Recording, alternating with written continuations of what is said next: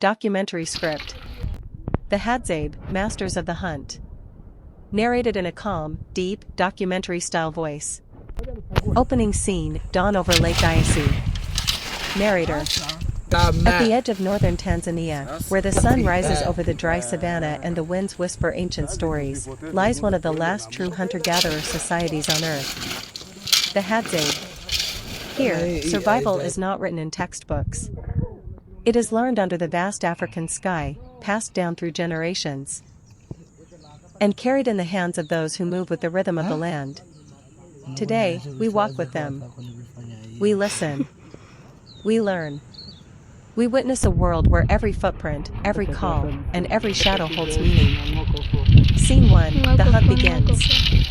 Visual. A group of Hadzabe men stand in the early morning light, bows slung over their shoulders, arrows resting in handmade quivers. Their bodies are lean, silent, attentive. Narrator.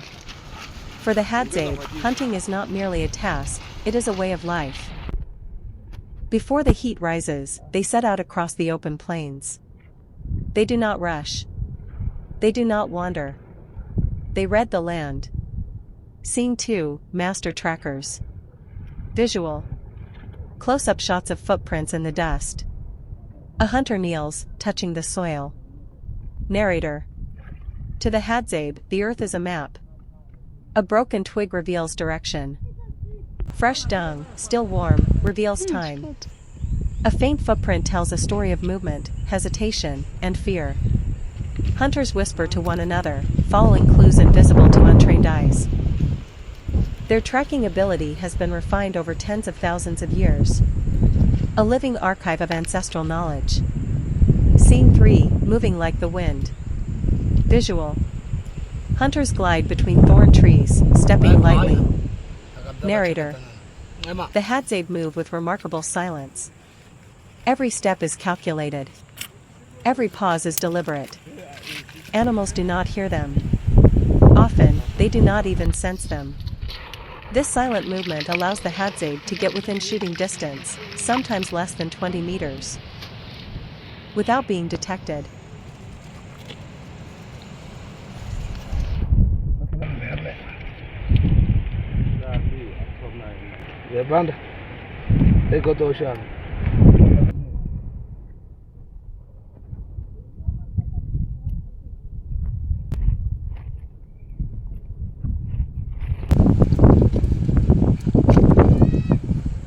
Whoa!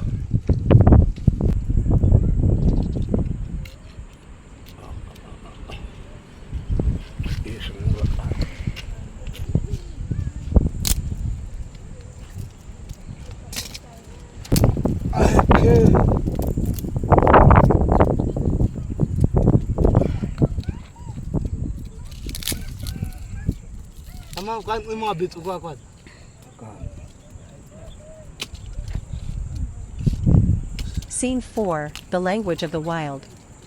Visual. A hunter cups his hands and makes a bird-like call. Another mimics monkey chatter. Narrator. To hunt successfully, the Hadzabe must speak the language of nature. They mimic the calls of birds and the cries of monkeys. These sounds both signal companions and lure animals closer.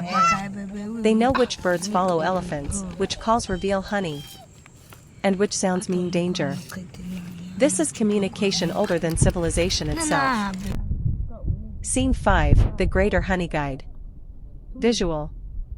A small bird flutters from branch to branch, calling sharply. A hunter smiles and follows it. Narrator. The relationship between the Hadzabe and the Greater Honey Guide bird is one of nature's most extraordinary partnerships. The bird leads the hunters to hidden beehives, high in trees or deep in rocks. In return, the Hadzabe leave behind wax and scraps of honey. Both species benefit. Both depend on trust. It is a bond found in few places in the world. Scene 6, persistence hunting. Visual. A lone hunter jogs steadily across hot terrain, tracking an animal far ahead. Narrator. In the heat of midday, when most animals hide in shade, some Hadzabe employ an ancient technique known as persistence hunting. The idea is simple, yet incredibly difficult. Follow the animal. Do not stop. Outlast it. After hours of pursuit, the animal becomes exhausted, and the hunter closes in. This is human endurance at its most primal. Scene 7, The Craft of the Bow, Boar. Visual. A Hadza elder sits beneath a tree, carving a piece of hardwood. Children gather around. Narrator. But no hunt can begin without the most important tool. The bow, called boar by the Hadzabe. Crafting a bow is an art. The wood must be chosen carefully, often from conifera or wild olive trees. It must bend without breaking. It must hold strength without becoming too heavy. The elder heats the wood, straightens it, and polishes it with patience. The bowstring, made from sinew or plant fibre.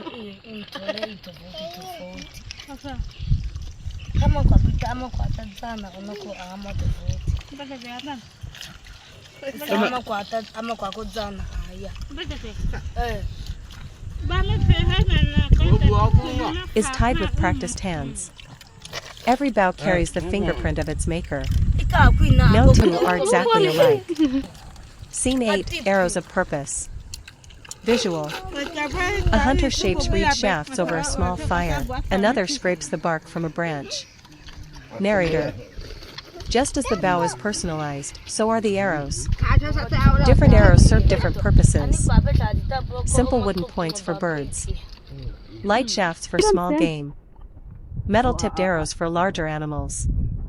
Natural resins bind the arrowheads. Feathers guide their flight. Some arrows carry powerful traditional substances. Knowledge passed only from elder hunters to trusted apprentices. This knowledge is sacred, never shared lightly, never taken for granted. Scene 9, The Final Moment. Visual. A hunter raises his bow slowly. A spring hair freezes. The arrow flies. Narrator. When the moment comes, there is no hesitation, no noise, only breath and release. The Hadzabe rely on accuracy born from lifelong practice. A hunter may take only the shot he knows will be ethical and effective. Every animal taken is respected. Nothing is wasted. Scene 10, Return to Camp. Visual. Hunters share meat with women and children. The camp erupts with laughter. Narrator. To the Hadzabe, the hunt is never about glory. It is about community. Food is shared equally. Celebrated. Talked about around fires that burn long into the night.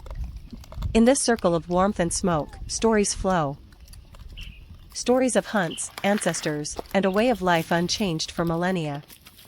Ending scene, sunset on the savannah. Visual. The sun sinks behind the acacia trees. Children play. The wind grows quiet. Narrator. In a world that changes faster each day, the Hadzabe remain a reminder of our shared human origins. Of a time when humanity lived with the land, not on top of it. Their traditions are not relics. They are living knowledge. Wisdom carved in wood, spoken in tracks. Carried in the footsteps of hunters who walk with the rhythm of the earth. This is the world of the Hadzabe.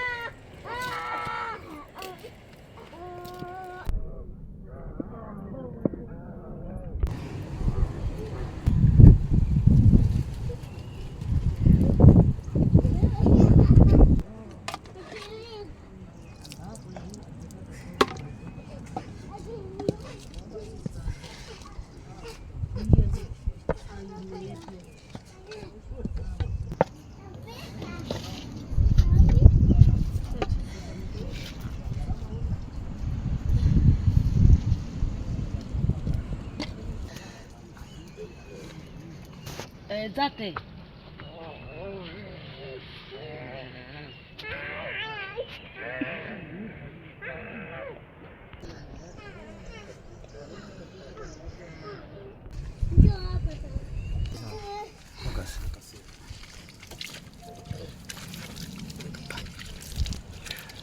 Okay. Mong đàn không quả. Mong đàn ta có thể sống. Mita mai bang. Ya bimbo gabi icha pili pili ya kobo.